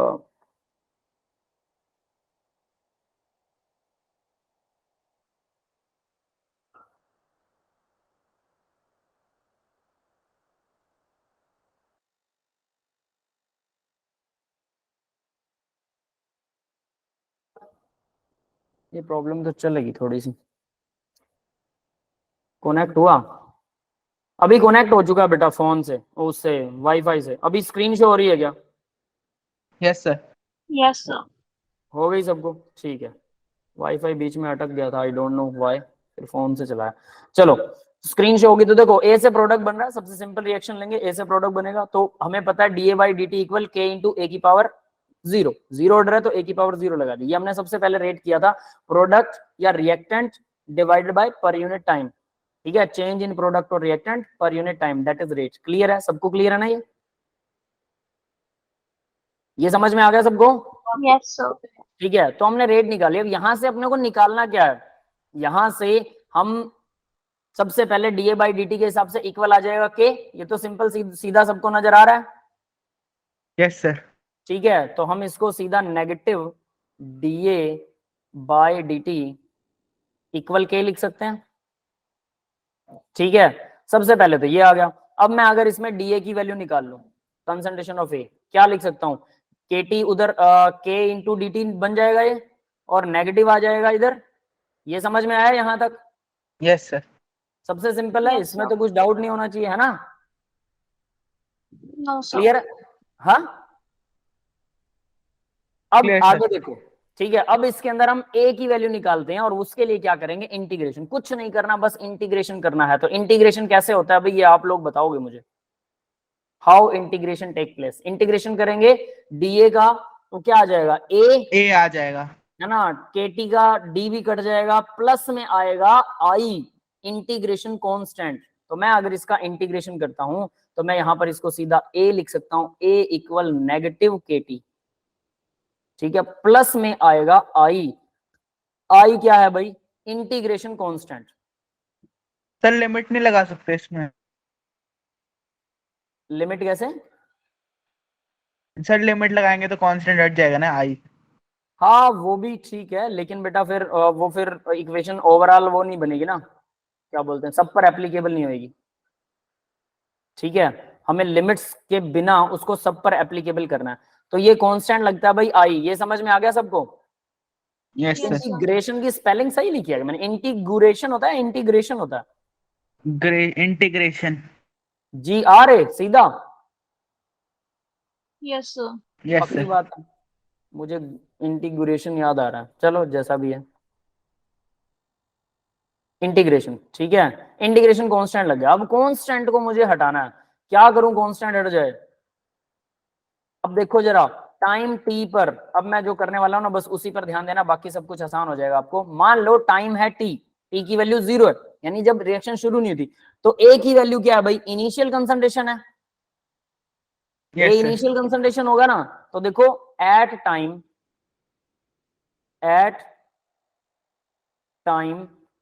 t इक्वल 0, अगर जब t 0 था, देन a जो था ए नोट के इक्वल था। ए नोट का मतलब होता है इनिशियल कंसंट्रेशन,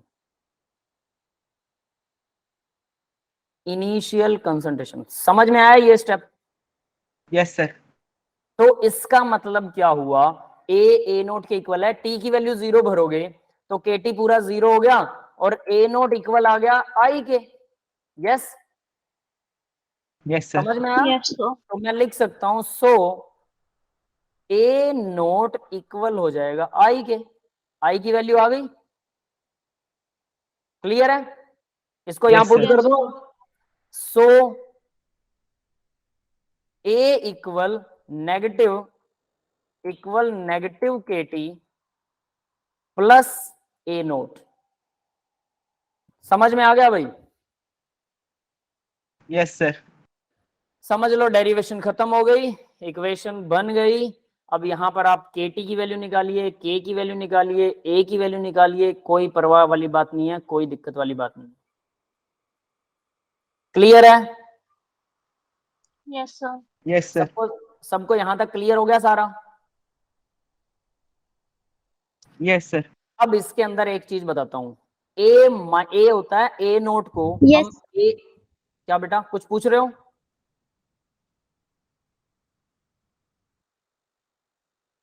चलो, ए नोट को कुछ लोग सी नोट लिखते हैं, इनिशियल कंसंट्रेशन।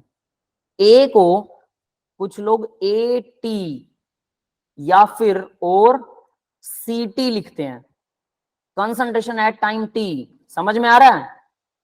Yes sir.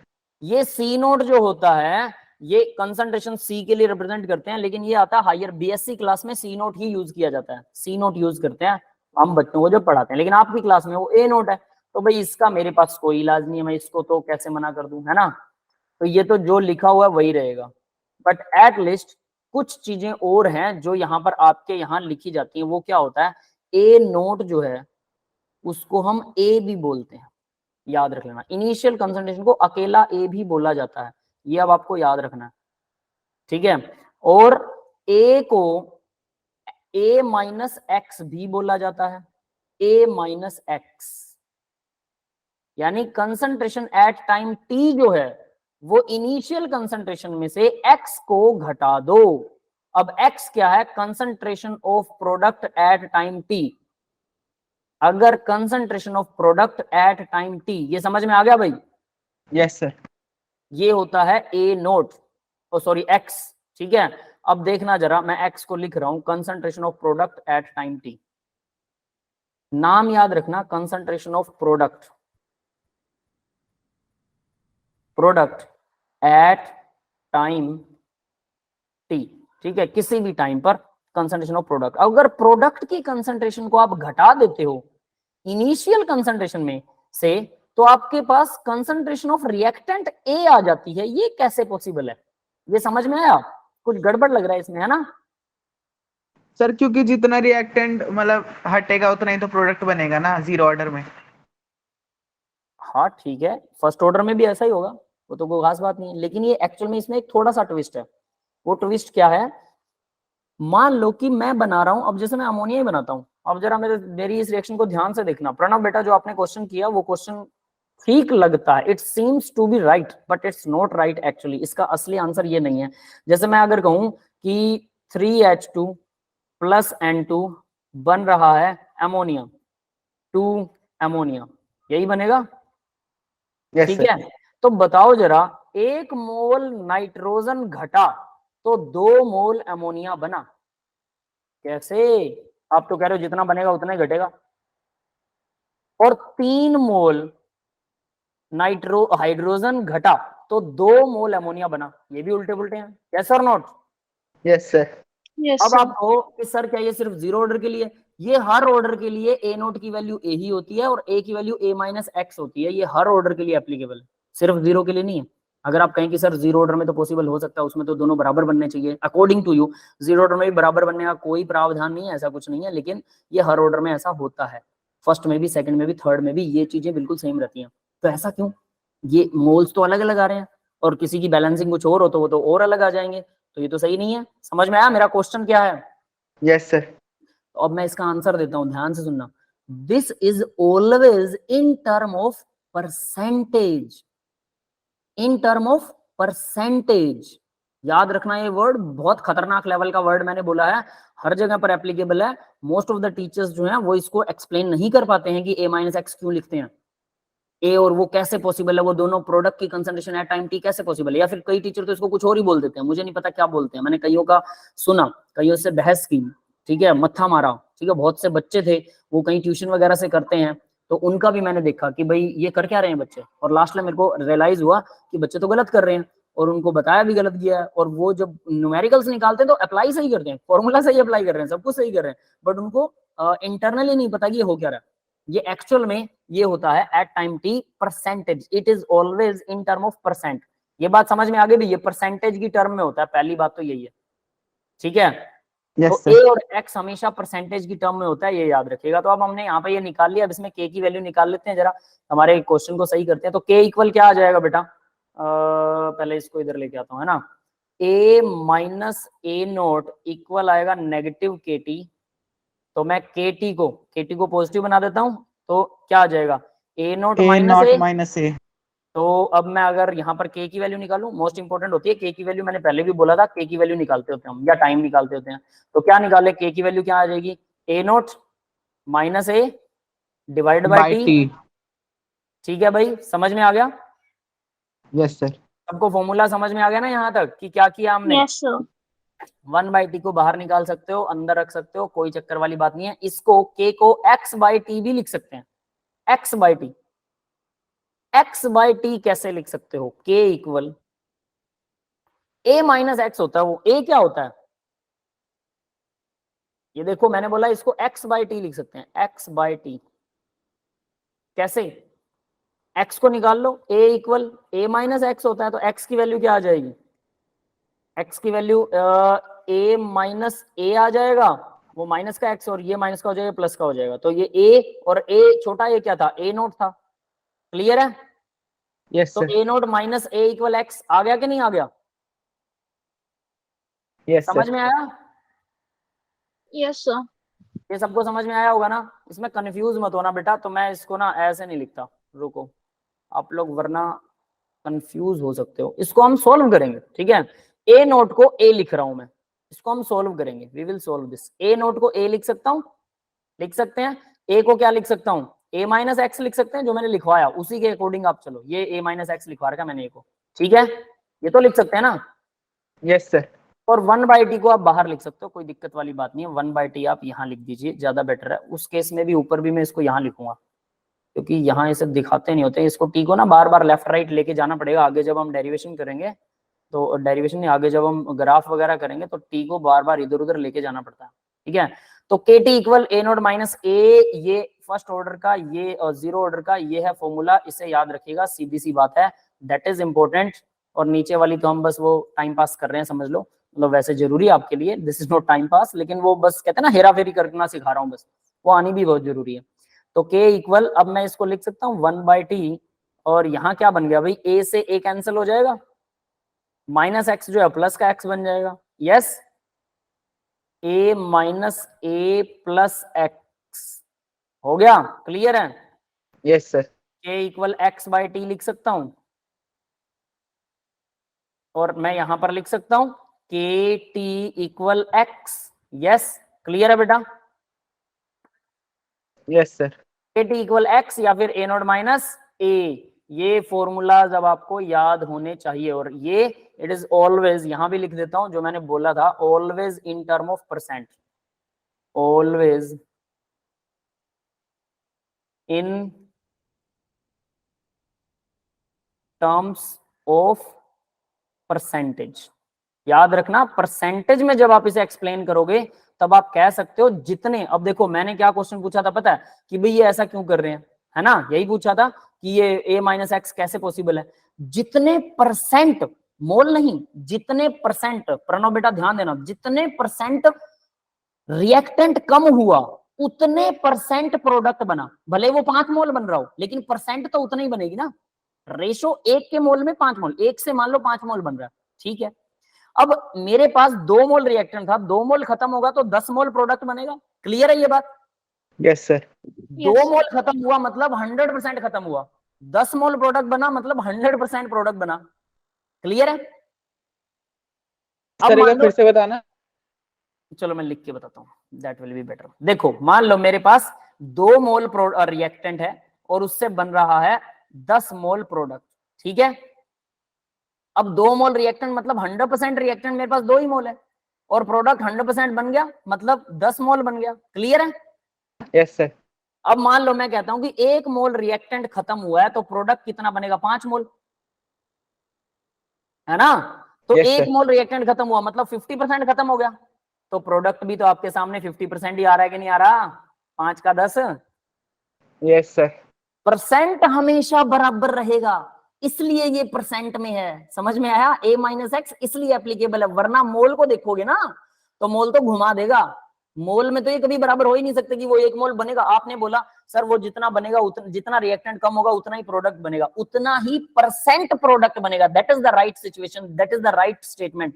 लेकिन अगर कहोगे उतना ही बनेगा तो बेटा यहाँ तो 1 मोल की जगह 10 मोल बन सकता है, 1 मोल की जगह आधा मोल बन सकता है, 1 मोल की जगह 0.1 मोल बन सकता है। मोलर कंसंट्रेशन तो अलग हो सकती है, परसेंट वो तो हमेशा सेम ही आएगी कितना भी कर लो। Yes, yes sir. क्लियर हो गया यस ना? सर। हाँ, ये चीज याद रखना। तो ये हमेशा परसेंट में होता है, स्पेशली लिखा है, और ज्यादातर बच्चों को भी नहीं पता होता और टीचर्स भी इसको बस याद करवा देते हैं, but they don't know the logic. ठीक है, इसको लिखा रहने दो या डिलीट मार दूं? बोलो, लिख लिया है सर रहने दो। नोटबुक में। आप लोगों ने लिख लिया है? ठीक है, तो अगर फिर भी कभी कंफ्यूजन हो तो you can ask me, don't worry. ठीक है, क्योंकि ये मैंने गंदा गंदा सा लिखा था, जो चीज रफ लिखता हूं मैं उसको मैं रब करने की कोशिश करता हूं भाई, कि आप लोगों को वो गंदा ना नजर आए, साफ साफ चीजें आपके पास पहुंचे, कि कभी आप नोट्स देखो तो आपको साफ साफ चीजें मिल जाए, है ना। रफ वर्क करना पड़ता है टीचर को डेफिनेटली, अगर कुछ लिखा हो उस पर भी स्लाइड पे हम लोग गंद मारते हैं, वो एक अलग मैटर है, लेकिन आपको जो नोट्स देने होते हैं वो साफ सुथरे देने होते हैं। ठीक है, तो ये समझ में आ गया सभी को? Yes. Yes sir. Yes sir. Zero order की हमने कर ली है डेरिवेशन और उसका फॉर्मूला हमने कर लिया है। तो अब यहां से अब आपके पास में जीरो ऑर्डर की डेरिवेशन आ चुकी है। ठीक है, ए का पता लग गया। जीरो ऑर्डर की डेरिवेशन के बाद में अब हम करेंगे भाई ग्राफ कैसे करते हैं। ग्राफ करने के बाद हाफ लाइफ निकालेंगे, हाफ लाइफ इसी फॉर्मूले पे चलेगी और ग्राफ भी इसी फॉर्मूले पे चलेगा। ठीक है, वो हम करेंगे नेक्स्ट लेक्चर के अंदर, और इस लेक्चर में सिर्फ इतना ही खत्म करते हैं। मैं रिकॉर्डिंग को ऑफ कर रहा हूँ। ठीक है, तो स्ट्रेट लाइन का मुझे एक चीज बताइए, और आप लोग अपने डाउट भी ले सकते हैं, मैं रिकॉर्डिंग ऑफ कर रहा हूँ। स्ट्रेट लाइन का ग्राफ किस किस